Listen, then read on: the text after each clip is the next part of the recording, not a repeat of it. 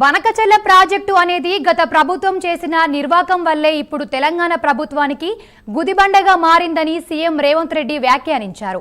అప్పట్లో ఏపీ సీఎంగా ఉన్న జగన్, తెలంగాణ సీఎంగా ఉన్న కేసీఆర్ ప్రగతి భవన్ వేదికగా చర్చలు జరిపారని, గోదావరిలో 3000 టీఎంసీల మిగులు జలాలు ఉన్నాయని, వాటిని శ్రీశైలం తరలించడానికి బనకచెర్ల అనే ప్రతిపాదనను అప్పటి సీఎం కేసీఆర్ తీసుకొచ్చారంటూ మినిట్స్ సాక్ష్యంగా వెల్లడించారు సీఎం రేవంత్ రెడ్డి. అయితే రాజకీయాలు ఎలా ఉన్నా రైతుల విషయంలో రాజీ పడేది లేదని సీఎం రేవంత్ రెడ్డి స్పష్టం చేశారు. తెలంగాణకు గోదావరి, కృష్ణా నదులే జీవనాధారమని, ఈ ప్రభుత్వానికి రైతుల ప్రయోజనాలే ముఖ్యమని స్పష్టం చేశారు. ఎట్లున్నా తెలంగాణ రాష్ట్ర రైతాంగం యొక్క ప్రయోజనాలు దెబ్బతినకూడదు. ఈ ప్రభుత్వానికి తెలంగాణ ప్రజల యొక్క ప్రయోజనమే ప్రాధాన్యత తప్ప మిగతా ఏ అంశాలు ప్రాధాన్యత కాదు.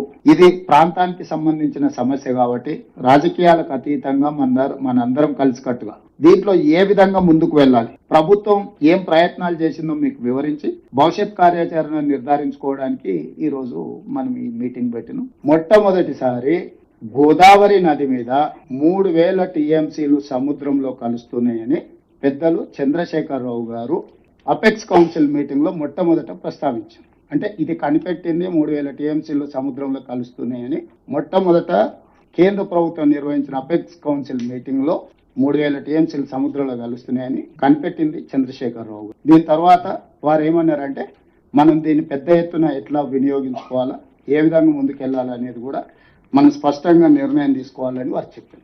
సో దీంట్లో ఇప్పుడు సింపుల్ గా మీటింగ్ మినిట్స్ రెఫర్ చేసి తీసుకొచ్చి ఈ రోజు ఆంధ్రప్రదేశ్ దీన్నే మనకు ఒక గుదిబండగా మార్చే ప్రయత్నం చేస్తుంది.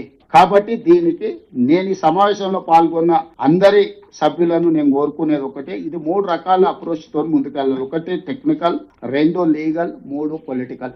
Central subject, state subject, concurrence subject. Central subjects లో సెంట్రలే గవర్నమెంట్ ఆఫ్ ఇండియా అని అనుమతులు ఇవ్వాలి. ఆ సబ్జెక్ట్స్ లో మనం చేయడానికి ఏం లేదు. స్టేట్ సబ్జెక్ట్ లో మనం చేసుకోవచ్చు. 2 కలిసి ఉన్న దగ్గర 2 కలిసి పనిచేయాలి. చేయాలనుకున్నప్పుడు ఖచ్చితంగా కోఆర్డినేట్ చేసుకోవాల్సిందే, అక్కడికి వెళ్లాల్సిందే, వాళ్ళని కలవాల్సిందే, మనం అనుమతులు తెచ్చుకోవాల్సిందే.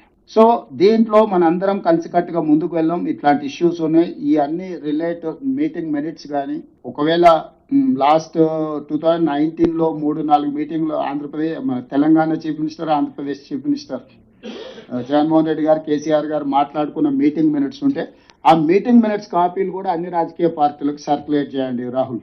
ఇన్ ప్రిన్సిపల్ తెలంగాణ ఈ ఆల్ పార్టీ ఎంపీస్ మీటింగ్ లో గోదావరి బంకచర్ల ప్రాజెక్ట్ ఏదైతే ముందుకు వెళ్తున్నారో దాన్ని తక్షణమే నిలిపేయాల్సిందిగా ఒక రెజల్యూషన్ పాస్ చేసుకొని ఈ రెజల్యూషన్ ని మనం కన్సర్న్ అథారిటీస్ కి పంపిస్తే ఈ మీటింగ్ యొక్క పర్పస్ సర్వ్ అవుతుందని నేను అనుకుంటున్నా. ఇఫ్ మీరందరూ యాక్సెప్ట్ చేస్తే ఈ మీటింగ్ లో అందరం అయితే ఒక అభిప్రాయానికి వచ్చినాం, ఈ ప్రాజెక్టు నిర్మాణం వల్ల తెలంగాణకి నష్టం జరుగుతుంది, ఈ ప్రాజెక్టును తక్షణమే ఆపి చర్చించి తెలంగాణ ప్రయోజనాలను కాపాడిన తర్వాతనే వాటికి అనుమతి ఇవ్వాలనేది ఇందులో అందరు మాట్లాడిన స్థూలమైన సారాంశం అని నేను భావిస్తున్నా. కాబట్టి దయచేసి మనందరం దీంట్లో రాజకీయాలకు అతీతంగా కలిసి వెళ్దాము.